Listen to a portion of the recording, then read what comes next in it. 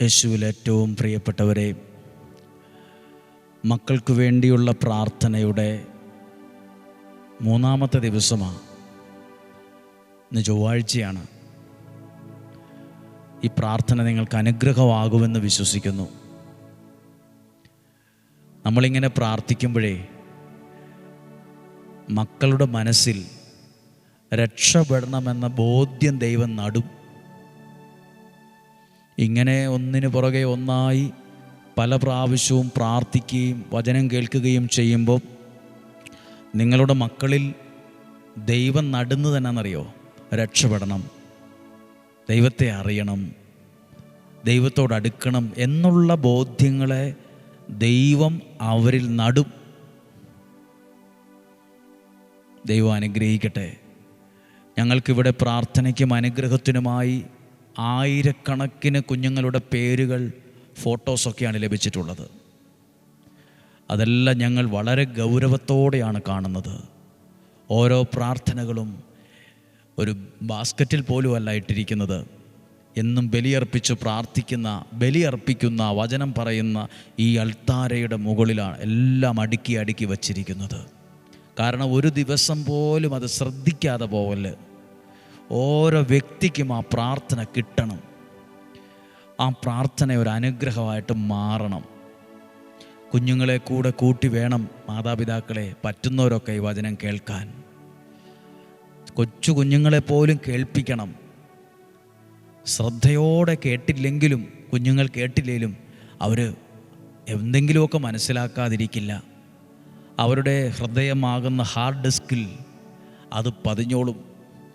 അതവരുടെ ജീവിതത്തെ വളർത്താൻ, ഉയർത്താൻ സഹായമായ ഒന്നായി മാറിക്കൊള്ളും. നിങ്ങൾക്കിത് പ്രയോജനപ്പെടുമെന്ന് വിശ്വസിക്കുന്നു. നമുക്കൊരു നിമിഷം പ്രാർത്ഥിച്ചാലോ? കർത്താവേ, ഞങ്ങളുടെ പ്രാർത്ഥനയ്ക്കും അനുഗ്രഹത്തിനുമായി ഇവിടെ കിട്ടിയിരിക്കുന്ന ഓരോ കുഞ്ഞുങ്ങളെയും, ഓരോ കുടുംബങ്ങളെയും, ഓരോ നിയോഗങ്ങളെയും ഞങ്ങൾ ഗൗരവത്തോടെ കണ്ട്, വിലയുള്ളതായി കണ്ട്, ഓരോ കുഞ്ഞുങ്ങൾ രക്ഷപ്പെടണം, ദൈവത്തെ മഹത്വപ്പെടുത്താൻ ഇടയാകണം. ദൈവത്തോട് നമ്മൾ നിർബന്ധിക്കാതെ, വഴക്ക് കൂടാതെ അവർ തന്നെ അവർ വചനം വായിക്കാനും പ്രാർത്ഥിക്കാനും തുടങ്ങണം. അതിനുവേണ്ടി കൂടിയാണ് പ്രാർത്ഥിക്കുന്നത്. തിരുരക്തത്താൽ അവരെ വിശുദ്ധീകരിക്കണം, വചനത്താൽ നിറയ്ക്കണം, പരിശുദ്ധാത്മാവിനാൽ നയിക്കണം. ഞങ്ങൾ പ്രാർത്ഥിക്കുന്നു. ഇന്ന് നമ്മൾ കേൾക്കാൻ പോകുന്നൊരു വചനം ഈ വിഷയത്തോട്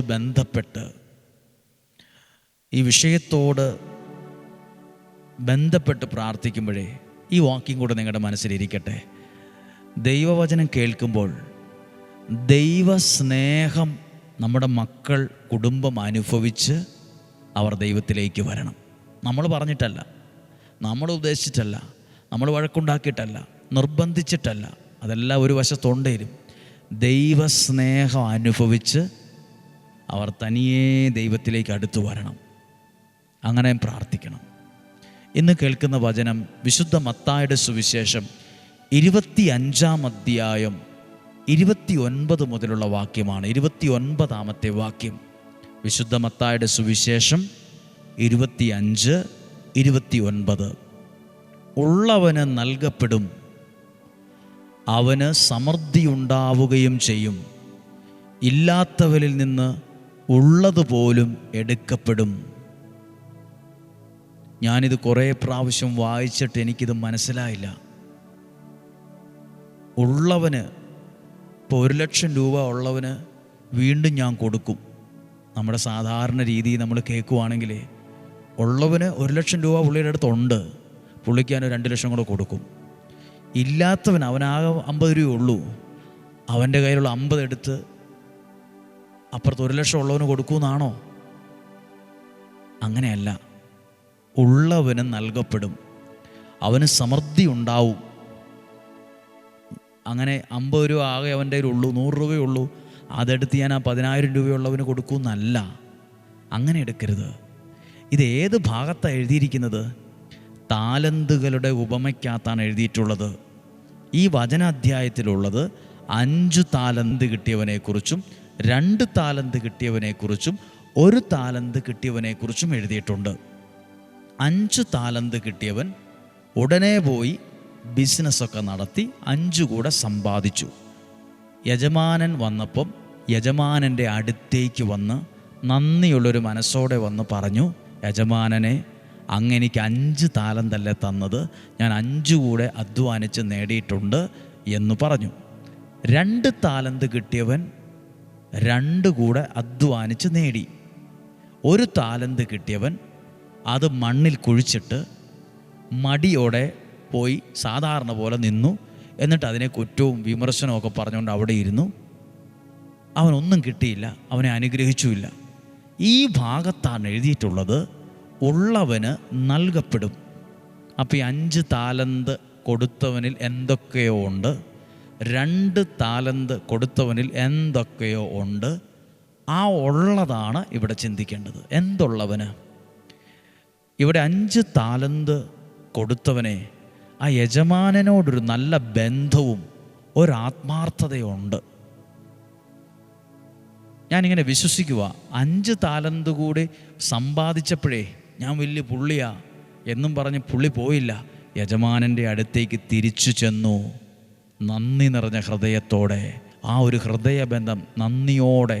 പ്രിയപ്പെട്ടവരെ, ഉള്ളവന് നൽകപ്പെടുമെന്ന് പറഞ്ഞാൽ ഈ 5 താലന്ത് കിട്ടിയവൻ അധ്വാനിച്ചതുപോലെ അധ്വാനം ഉള്ളവന്, ആ ബന്ധമുള്ളവന്, നന്ദിയുള്ളൊരു മനസ്സുള്ളവന്, ദൈവത്തിൽ ആശ്രയത്വമുള്ളവന് നൽകപ്പെടും. അവന് സമൃദ്ധിയായിട്ടുണ്ടാവുകയും ചെയ്യും. എന്തുള്ളവന്? ഈ 5 താലന്ത് കിട്ടിയവൻ എന്തൊക്കെ ഉണ്ടായിരുന്നു? അവനൊരു നല്ല മനസ്സുണ്ട്. അവൻ 5 താലന്ത് കിട്ടിയപ്പോൾ പറഞ്ഞോ, ഒരു 50 തരാൻ പാടില്ലായിരുന്നോ? ഈ 5 കൊണ്ട് എന്നാകാനാ? ഇതുകൊണ്ട് എവിടെ രക്ഷപ്പെടാനാ? തരുമ്പോൾ ഒരു 15 തരണ്ടേ? അതിനെക്കുറിച്ച് കുറ്റം പറഞ്ഞില്ല. 5 5 മതി. അതുകൊണ്ട് പോയി കുറ്റം പറയാതെ വിമർശിക്കാതെ പുള്ളി അധ്വാനിച്ചു കഴിഞ്ഞ് 5 കൂടി ആയിക്കഴിഞ്ഞ് ഇപ്പോൾ 10 ആയല്ലോ. പിന്നെ പുള്ളി പിടിച്ചാൽ കിട്ടാത്ത പോലെ ഒരു ഓട്ടോ ഓടുമല്ല. തിരിച്ചു ചെന്ന്, യജമാനനെ, അങ്ങ് 5 തന്നത്, ഞാൻ 5 കൂടി സമ്പാദിച്ചിട്ടുണ്ട് കേട്ടോ എന്ന് നന്ദി നിറഞ്ഞൊരു മനസ്സോടെ. അപ്പം നൽകിയ നന്മകൾക്ക് നന്ദിയുള്ളവന്, ആ ബന്ധമുള്ളവന്, യജമാനനോടുള്ള ബന്ധം പോലെ ദൈവത്തോട് ബന്ധമുള്ളവൻ, പ്രാർത്ഥനയുള്ളവന് നൽകപ്പെടും. ഉള്ളവന് വീണ്ടും നൽകും, അവന് സമൃദ്ധി ഉണ്ടാവുകയും ചെയ്യും. പ്രിയപ്പെട്ടവരെ, നിങ്ങൾക്ക് ഒരാൾ അല്ല ഞാൻ ഒരു ബാഗ് മേടിച്ചു തന്നു എന്നിരിക്കട്ടെ. ഒരു ബാഗ് നിങ്ങൾക്ക് മേടിച്ചു തന്നു. നിങ്ങൾ ആ ബാഗ് കിട്ടിയപ്പോൾ ആ തന്ന എന്നോട് പറഞ്ഞു, ഒത്തിരി നന്ദിയുണ്ട് കേട്ടോ, ഒരു ബാഗിന് വേണ്ടി ഞാൻ ഒത്തിരി ആഗ്രഹിച്ചായിരുന്നു. അദ്ദേഹം അത് 2 കൈ നീട്ടി സ്വീകരിച്ചു. അദ്ദേഹം അത് കുറേ പേരോട് പറഞ്ഞു, എനിക്ക് അച്ഛൻ ഒരു ബാഗ് തന്നു, നല്ലൊരു ബാഗ് എനിക്ക് തന്നു. ഞാനത് പലരിലൂടെ അറിഞ്ഞു. ഈ വ്യക്തി അത് സന്തോഷത്തോടെ പറഞ്ഞത്, ഈ നന്മയെക്കുറിച്ച് പറഞ്ഞത്. പിന്നെ 2-3 പ്രാവശ്യം അവിടെയും ഇവിടെയും കണ്ടപ്പോൾ ഓടി വന്ന് പറഞ്ഞു, ആ ബാഗ് തന്നതിന് ഒത്തിരി നന്ദിയുണ്ട് കേട്ടോ, എനിക്കത് വലിയൊരു ഉപകാരമായി. 1 മാസം കഴിഞ്ഞപ്പോൾ എനിക്ക് നല്ലൊരു പേന കിട്ടി. എനിക്ക് അന്നേരം തോന്നുക, ഇത് ആർക്കെങ്കിലും കൊടുത്താലോന്ന്. ഞാൻ ആർക്ക് കൊടുക്കും? ഞാൻ ആദ്യം ബാഗ് കൊടുത്ത ആ മനുഷ്യൻ നന്ദിയുള്ളൊരു മനുഷ്യനാണ്.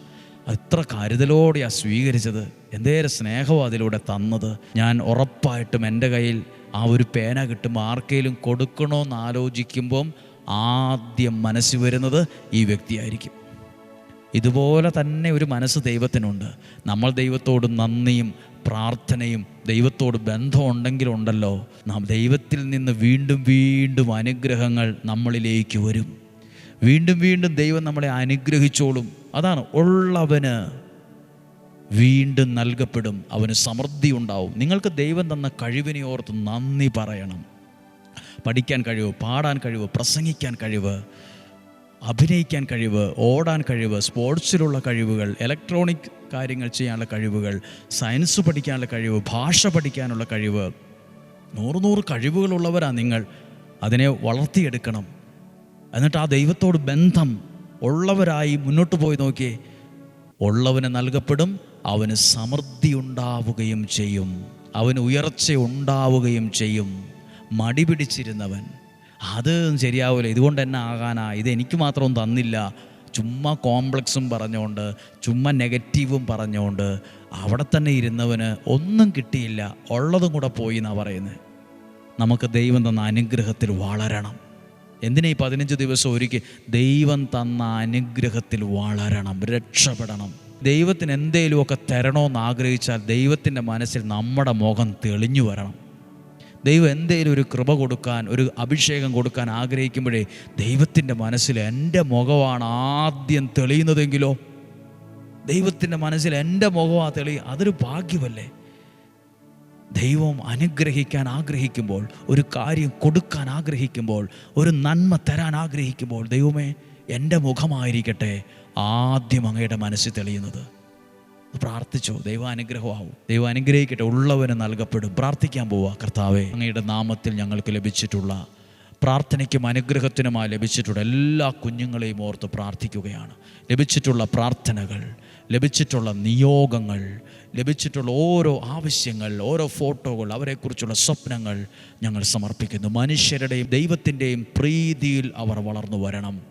ഇങ്ങനെ പ്രാർത്ഥിച്ച് എല്ലാവരും പ്രാർത്ഥിച്ച്, കർത്താവേ, ഡെയിലി ബ്ലെസ്സിങ്ങിൽ ഭവനങ്ങളിലിരുന്നും നിയോഗം സമർപ്പിച്ചും കുഞ്ഞുങ്ങളുടെ പേര് പറഞ്ഞും നിയോഗം അനുഗ്രഹ ധ്യാന കേന്ദ്രത്തിൽ കൊടുത്തും പ്രാർത്ഥനയ്ക്കും അനുഗ്രഹത്തിനുമായി ഏൽപ്പിച്ചിട്ടുള്ള ഓരോ കുഞ്ഞുങ്ങളെയും രക്ഷകൻ്റെ കയ്യിലേൽപ്പിച്ചുകൊണ്ട് പ്രാർത്ഥിക്കുക. യേശുവേ, അങ്ങയുടെ തിരുരക്തത്താൽ വിശുദ്ധീകരിച്ച് അവരെ വചനത്താൽ നിറച്ച് ദൈവത്തിൻ്റെയും മനുഷ്യരുടെയും പ്രീതിയിൽ വളർന്നു വരത്തക്ക വിധം പരിശുദ്ധാത്മാവിനാൽ അവരെ നയിക്കണമേ.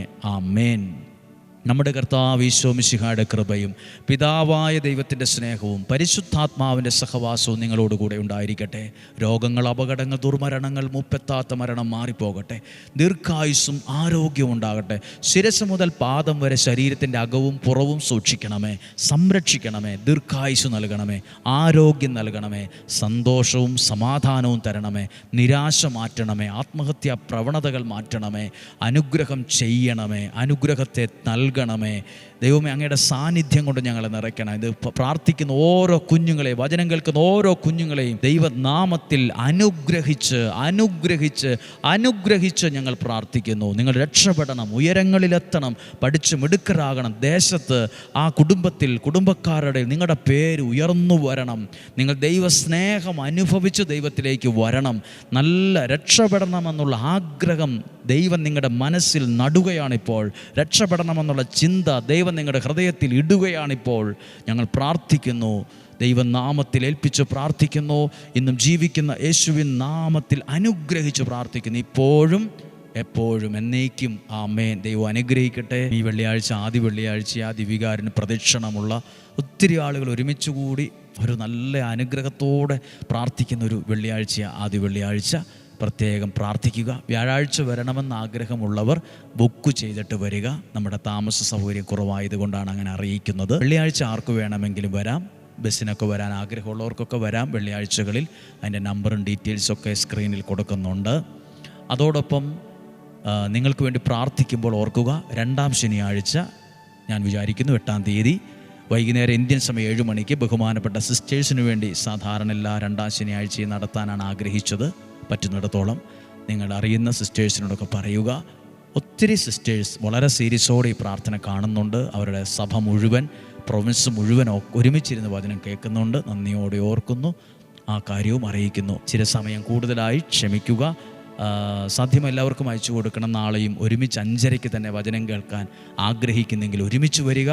നല്ലൊരു ദിവസം പ്രാർത്ഥനയോടെ നിങ്ങൾക്ക് ആശംസിക്കുന്നു. നാളെ 5:30 ഒരുമിച്ച് കാണുന്നത് വരെ സ്വർഗത്തിലെ ദൈവം എന്നെ നിങ്ങളെ സൂക്ഷിക്കട്ടെ. May God bless you. Amen.